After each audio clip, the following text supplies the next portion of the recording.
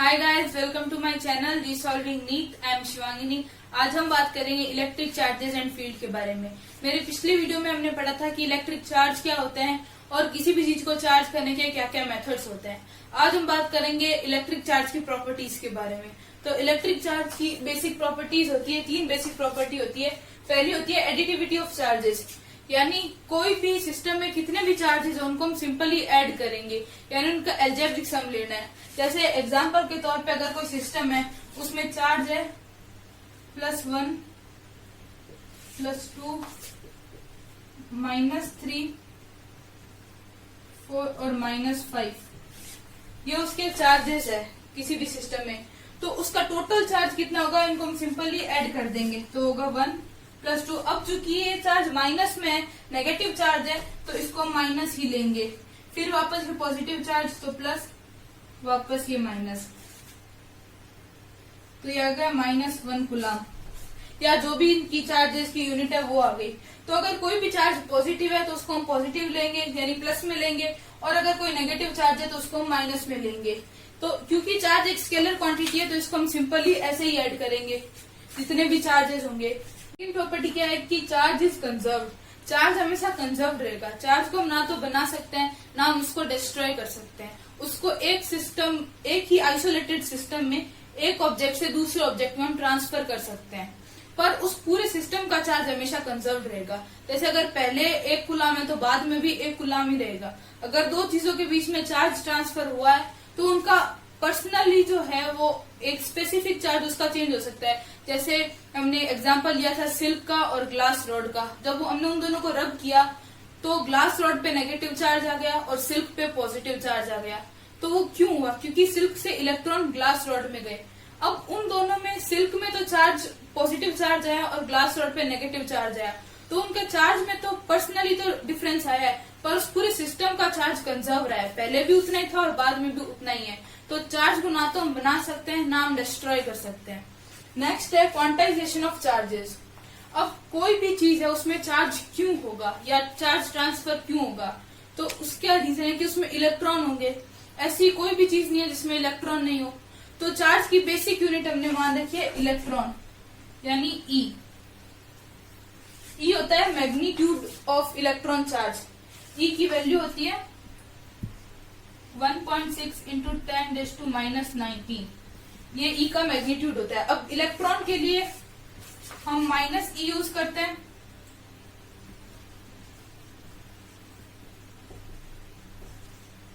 और प्रोटॉन के लिए हम +e यूज करते हैं। तो चार्ज की बेसिक यूनिट हो गई e। अब ये कोई भी चार्ज ट्रांसफर होगा तो वो इसी की मल्टीप्लाई में चार्ज ट्रांसफर होगा या चार्ज होगा, यानी कितने इलेक्ट्रॉन किसी चीज में है वही उसका चार्ज होगा, या कितने इलेक्ट्रॉन उसने ट्रांसफर किया वो उतना ही चार्ज उसने ट्रांसफर किया है। तो क्वांटाइजेशन ऑफ चार्ज क्या होता है? Q बराबर NE। यहाँ पे n होता है कोई भी इंटीजर, यानी 1 2 3 4, जैसे फ्रैक्शन में नहीं, होल नंबर कोई भी, तो वो होता है n। अब ये n पॉजिटिव भी हो सकता है और नेगेटिव भी हो सकता है। और Q यहाँ पे है चार्ज।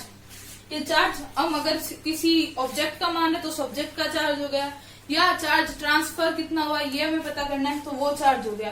तो Q हो गया चार्ज, N हो गया कोई भी होल नंबर, और E हो गया चार्ज की बेसिक यूनिट, यानी मान सकते हैं कि इलेक्ट्रॉन। तो कितने नंबर ऑफ इलेक्ट्रॉन है या नंबर ऑफ प्रोटॉन है, क्योंकि दोनों का चार्ज सेम होता है तो कुछ भी हम मान सकते हैं। बस फर्क इतना होता है कि इलेक्ट्रॉन के लिए -e और प्रोटॉन के लिए +e यूज होगा। तो ये हो गया क्वांटाइजेशन ऑफ चार्जेस, यानी Q बराबर NE। अब हम बात करेंगे कूलॉम्स लॉ के बारे में। तो सबसे पहले हम बात करते हैं कि कूलॉम कौन थे। कूलॉम का पूरा नाम था चार्ल्स ऑगस्टिन डे कूलॉम। ये एक फ्रेंच फिजिसिस्ट थे जिन्होंने एक मिलिट्री इंजीनियर के रूप में अपना करियर स्टार्ट किया था वेस्ट इंडीज में। इन्होंने टोरॉइजन बैलेंस का भी इन्वेंशन किया था, जिसे हम यूज करते हैं दो चार्जेस के बीच में फोर्स की क्वालिटी चेक करने के लिए, चाहे वो फोर्स अट्रैक्शन का हो या रिपल्शन का हो। इन्होंने इनवर्स स्क्वायर का लॉ भी दिया था। इनवर्स स्क्वायर मतलब जैसे ये है, इसमें जो डिस्टेंस है वो किसी भी चीज के इनवर्सली प्रोपोर्शनल हो और वो स्क्वायर में हो, इसको हम बोलते हैं inverse square law of force. तो ये जो है inverse square law of force, ये इन्होंने मैग्नेटिक पोल्स के बीच में भी दिया था। Like and unlike magnetic poles जो थे उनके बीच में भी ये दिया था। तो इन्होंने इलेक्ट्रिक चार्जेस के लिए भी एक लॉ दिया था जिसको हम बोलते हैं कुलॉम्स लॉ, उसको अभी हम देखते हैं। तो जैसे हमने ये मान लिया कि दो पॉइंट चार्जेस है Q1 और Q2, इन दोनों के बीच की डिस्टेंस है R। अब आता है कि पॉइंट चार्जेस क्या होता है। कोई ऐसे चार्जेस जिनके अंदर प्रेजेंट चार्ज की अमाउंट उसके उन दोनों चार्जेस के बीच की डिस्टेंस के कंपैरेटिवली बहुत कम हो, यानी इसकी जो ये चार्ज है Q1 की जो वैल्यू है वो इस R की वैल्यू के कंपैरिजन में बहुत कम हो। बहुत कम मतलब इतनी कम कि उसको हम नेग्लेक्ट कर सके, तो उसको हम बोलते हैं पॉइंट चार्जेस। अब जरूरी नहीं है कि ये चार्ज की वैल्यू ही छोटी हो सकता है चार्ज की वैल्यू बड़ी हो, तो उसके कंपैरिजन में हमें R की वैल्यू भी और ज्यादा बढ़ानी पड़ेगी। तो ये होता है पॉइंट चार्ज। तो कूलॉम का लॉ क्या था कि इन किसी भी दो पॉइंट चार्जेस के बीच में जो फोर्स होता है वो उन दोनों चार्जेस के मैग्नीट्यूड के मल्टीप्लाई के डायरेक्टली प्रोपोर्शनल होता है। यानी अगर ये मान लो ये Q1 है वो माइनस में है और Q2 प्लस में है, तो हम साइन यहाँ पे नहीं लेंगे, हम सिर्फ उसका मैग्नीट्यूड लेंगे। जैसे मान लो Q1 है -3 कूलम और Q1 है 4 कूलम, तो हम उसका 3 इंटू 4 यानी 12 लेंगे, ना कि -3 इंटू 4 -12 नहीं लेंगे, हम उसको +12 ही लेंगे। तो हमें सिर्फ इसका मैग्नीट्यूड लेना है। और इन दोनों के बीच की जो डिस्टेंस होती है यानी ये जो R है इसके स्क्वायर के इनवर्सली प्रोपोर्शनल होता है, यानी F inversely proportional to R square. तो इसको हमने नाम दे दिया इक्वेशन 1, ये इक्वेशन 2। अब फ्रॉम इक्वेशन 1 एंड 2 F किसके प्रोपोर्शनल हो गया, Q1 Q2 upon R square के डायरेक्टली प्रोपोर्शनल हो गया F। अब जब हम ये प्रोपोर्शनल का साइन हटाएंगे तो यहाँ पे कांस्टेंट आएगा K। तो F क्या होगा, F equals to K Q1 Q2 upon R square. इस K की वैल्यू क्या है, K होता है 1/4 पाई एप्सिलॉन नॉट और इसकी वैल्यू होती है 9 इंटू 10⁻⁹। तो अब K की वैल्यू हम यहाँ पे पुट करते हैं तो F हो गया 1/4 pi epsilon not into Q1 Q2 upon R square. ये हो गई F की वैल्यू। हमें मोस्टली यही यूज लेनी क्योंकि इसमें एप्सिलॉन नॉट आता है, ठीक है। अब इस एप्सिलॉन नॉट की वैल्यू हो गई 8.854 into 10⁻12 coulomb square newton inverse 1 metre inverse 2। तो ये एप्सिलॉन नॉट जो है ये है परमिटिविटी ऑफ वैक्यूम, यानी ये सब हमने जो भी निकाला है वो सब वैक्यूम के लिए निकाला है। नीड में कूलम के जो लॉ है वो लॉ तो यही रहता है, बस फोर्स की थोड़ी सी वैल्यू चेंज हो जाती है। उसमें क्या होता है, यहाँ पे एप्सिलॉन नॉट की जगह आता है F बराबर 1/4 pi epsilon into Q1 Q2 upon R square. और ये जो एप्सिलॉन है इसको बोलते हैं परमिटिविटी ऑफ मीडियम। तो एप्सिलॉन होता है epsilon not into epsilon R। Epsilon not तो हमने बात किया परमिटिविटी ऑफ वैक्यूम, और एप्सिलॉन होता है रिलेटिव परमिटिविटी। तो यहाँ ये वैल्यू जब हम यहाँ पे पुट करेंगे इस फॉर्मूले में, तो हमारा जो फोर्स की वैल्यू आएगी वो होगी F equals to 1/4 pi epsilon naught epsilon R into Q1 Q2 upon R square. तो ये फोर्स आ गया हमारा मीडियम में। तो अब चूंकि इसमें डिवाइड में वैल्यू बढ़ी है तो हम ऐसे देख सकते हैं कि force in vacuum is greater than force in medium. क्योंकि इसमें डिवाइड में वैल्यू बढ़ी है तो फोर्स की वैल्यू कम हो जाएगी, यानी मीडियम में किसी दो चार्जेस के बीच में जो इलेक्ट्रिक फोर्स होता है उसकी वैल्यू कम होगी। अब हम बात करेंगे कूलॉम्स लॉ के वेक्टर फॉर्म के बारे में। क्योंकि फोर्स एक वेक्टर क्वांटिटी है तो हमने जो अभी निकाला था वो फोर्स ही था, तो उसका वेक्टर फॉर्म निकालते हैं। अब मान लो जैसे ये दो चार्ज है Q1 और Q2, ये दोनों हमने वैक्यूम में एज्यूम किया है कि ये दोनों वैक्यूम में है। तो Q1 की ओरिजिन से डिस्टेंस है R1 और Q2 की ओरिजिन से डिस्टेंस है R2। अब ये दोनों पॉजिटिव चार्ज है तो ये एक दूसरे को रिपेल करेंगे, तो Q1 पे ऊपर की तरफ फोर्स लगाएगा F12, यानी force on charge 1 due to charge 2, और Q1 Q2 पे फोर्स लगेगा नीचे की तरफ F21, यानी force on charge 2 due to charge 1। तो ये दोनों फोर्सेस जो है वो अपोजिट इन डायरेक्शन है। अब हम बात करते हैं डिस्टेंस की। तो Q1 और Q2 के बीच की जो डिस्टेंस है वो नीचे की तरफ यानी Q2 की डायरेक्शन में तो हो गई R21 और Q1 की डायरेक्शन में हो गई R12। ये दोनों डिस्टेंस भी एक दूसरे की डायरेक्शन में ऑपोजिट है। तो अब हम बात करते हैं force on charge 1 due to charge 2 यानी F12 के बारे में। तो इसका फॉर्मूला क्या हो गया, Q1 Q2 upon R12 vector, यानी ये डिस्टेंस हमने लिए। अभी हम Q1 पे फोर्स की बात करें तो हम ये डिस्टेंस लेंगे R12 वेक्टर, और जब हम Q2 पे फोर्स की बात करेंगे तो ये डिस्टेंस लेंगे R21 वेक्टर। तो वापस यहाँ पे आते हैं, फोर्स 12 क्या हो गया, Q1 Q2 upon R12 vector. अब ये फोर्स भी हमने वेक्टर फॉर्म में लिया है, यानी वेक्टर है, तो हमें यहाँ पे एक पोजीशन वेक्टर लिखना पड़ेगा R12 कैप। ये कुछ नहीं है, ये बस उसकी पोजीशन को डिनोट करता है वेक्टर में। अब R12 की वैल्यू क्या है, R1 माइनस R2, और ये हम वैल्यू हम यहाँ पे पुट करते हैं। तो फोर्स का फॉर्मूला क्या हो गया, F12 बराबर Q1 Q2 upon R1 minus R2 का स्क्वायर R12 कैप। तो ये आ गया force on charge 1 due to charge second. अब अगला हम देखते हैं force on charge second due to charge first, यानी Q2 के ऊपर कितना फोर्स लगा रहा है Q1। तो ये भी हो गया Q1 Q2 अपॉन R21। मैंने अभी बताया था कि हम जब Q2 की बात करेंगे तो R21 लेंगे, जब हमने Q1 की बात की थी तो R12 लिया था। जिस चार्ज की बात कर रहे हैं वो नंबर पहले आएगा, जैसे फर्स्ट चार्ज की बात की थी तो 1 पहले आया था, 2 बाद में। सेकंड चार्ज की बात करें तो 2 पहले आएगा और 1 बाद में। तो R21 की वैल्यू इसकी जस्ट ऑपोजिट होगी, R2 माइनस R1। अब ये थी R1 माइनस R2, ये है R2 माइनस R1। तो इसको मैं ऐसे भी लिख सकती हूँ, माइनस R21 वेक्टर बराबर माइनस R12 वेक्टर।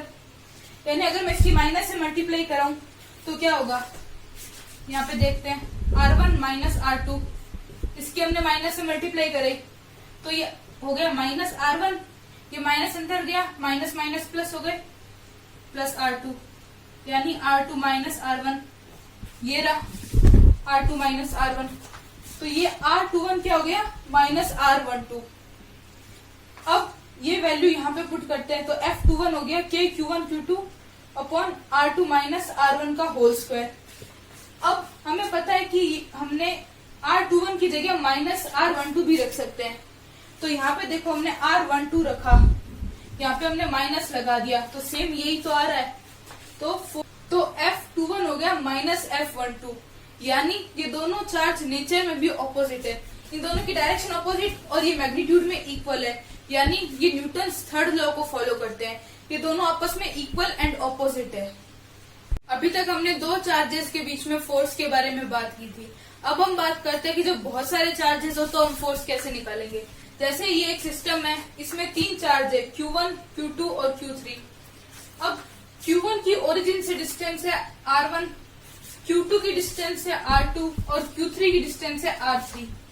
अब Q1 और Q2 के बीच की डिस्टेंस हो गई R12, Q1 और Q3 के बीच की डिस्टेंस हो गई R13। अब ये जो Q2 है वो Q1 को रिपेल करेगा इधर की तरफ, वो इधर फोर्स लगाएगा, तो F12 वेक्टर इधर की तरफ हो गया, और Q3 वो रिपेल करेगा ऊपर की तरफ, तो F13 ऊपर की तरफ हो गया। अब हमें पता है कि जब दो वेक्टर किसी भी एंगल पे होते हैं तो उन दोनों का रिजल्टेंट बीच में से निकलता है, तो इन दोनों का रिजल्टेंट हो गया F1 वेक्टर। अब हम इसका मैग्नीट्यूड निकालते हैं, तो F12 वेक्टर क्या हो गया, Q1 Q2 upon R12 square, और ये पोजीशन वेक्टर R12 कैप, इसको हमने नाम दे दी इक्वेशन फर्स्ट। अब देखते हैं F13 की वैल्यू, तो Q1 Q3 R13 स्क्वायर और पोजीशन वेक्टर R13 कैप, इसको हम नाम दे देते हैं इक्वेशन 2। अब हम इन दोनों के रिजल्टेंट निकालते हैं F1 वेक्टर। F1 वेक्टर क्या है, इन दोनों को हम जोड़ देंगे, दोनों वेक्टर को जोड़ देंगे, तो F12 vector plus F13 vector लिखते हैं, हम इनकी वैल्यू लिख देते हैं यहाँ पे, Q1 Q2 upon R12 square R12 cap plus Q1 Q3 R13 square R13 cap. हमें Q1 पे टोटल फोर्स निकालना है, तो Q1 दोनों में आ रहा है। अब K और Q1 दोनों में कॉमन है तो इनको बाहर लिख दिया, Q2 upon R12 square R12 cap plus Q3 upon R13 square R13 cap, इसको हमने ब्रैकेट में लिख दिया। अब ये तो हमने बात की कि जब दो चार्जेस हो, तो इसको हम इक्वेशन थर्ड नाम दे देते हैं। ये हमने बात की है कि जब दो चार्जेस फोर्स लगाने वाले हो, यानी सिस्टम 3 चार्ज का हो। अब ये सिस्टम तो 3 चार्ज का है, पर इस Q1 पे फोर्स कितने चार्ज लगा रहे हैं? 2, Q2 और Q3। पर अब हम बात करते हैं कि अगर कोई सिस्टम है जिसमें n नंबर ऑफ चार्जेस है, तो हम कैसे निकालेंगे? हमने माना है जैसे फॉर n चार्जेस, तो F1 की वैल्यू क्या हो गई? F12 vector plus F13 vector, ऐसे करते करते हम Fn वेक्टर तक लेके जाएंगे। तो जैसे Q1 है, तो Q1 K और Q1 तो सब में कॉमन चलेगा, क्योंकि हमें Q1 पे फोर्स निकालना है, तो वो तो सब में होगा, और K तो वैसे भी फोर्स के फॉर्मूले में आता है, तो K Q1 कॉमन हो गया। अब F12 है, तो Q2 आ गया अपॉन R12 स्क्वायर आ गया। F13 है, तो Q3 आ गया। यानी जो जो चार्ज है, जैसे Q3, Q4, Q5, तो 1 के बाद में वो नंबर यानी वो डिजिट आ रही है, तो वो डिजिट हम लिख देंगे। वैसे ही Fn है, तो Qn upon R1n square plus R1n cap, तो ये हो गया। अब इसको हम कंप्रेस करके लिखते हैं, तो कैसे लिखेंगे? ये हो गया F1 vector plus K Q1, अब summation of Qi upon R1i square R1i cap. अब ये सब्मेशन बोल दो चाहे इंटीग्रेशन बोल दो, ये एक ही बात है, यानी छोटे छोटे टुकड़ों को जोड़ के एक बनाना, ये इंटीग्रेशन होता है। और सब्मेशन में क्या है? हमें इन सबको जोड़ना है। तो यहाँ पे ये i क्या है कि किसी भी चार्ज के नंबर। अब i की वैल्यू क्या क्या हो सकती है? i की वैल्यू 1 तो हो नहीं सकती, क्योंकि 1 पे तो हमें चार्ज निकालना है। तो चार्ज कौन कौन लगाएगा? 2 के बाद में जितने भी चार्जेस है वो सब लगाएंगे, फोर्स सॉरी। तो i की वैल्यू क्या आ गई? i2, यानी Q2 सबसे पहले चार्ज लगाएगा, फिर Q3, Q4, जितने चार्जेस होंगे उतने चार्ज लगाते जाएंगे। तो मिनिमम वैल्यू कितनी हो गई चार्ज की? 2, यानी Q2 वाला ही फोर्स लगा पाएगा, Q1 पे तो फोर्स लग रहा है। तो मिनिमम वैल्यू हो गई i की 2 और मैक्सिमम वैल्यू हो गई n, यानी n कितने भी हो सकते हैं। तो जितने फोर्स लगा रहे उनका n आ गया। तो फोर्स बिटवीन मल्टीपल चार्जेस, यानी बहुत सारे चार्जेस हो तो हम फोर्स कैसे निकालेंगे? तो उसका फॉर्मूला क्या हो गया? F1 वेक्टर बराबर K Q1 summation of Qi upon R1i square R1n cap. अब जैसे हमने 2 रख दिया, तो यहाँ पे R12 square Q2 upon R12 square R12 cap.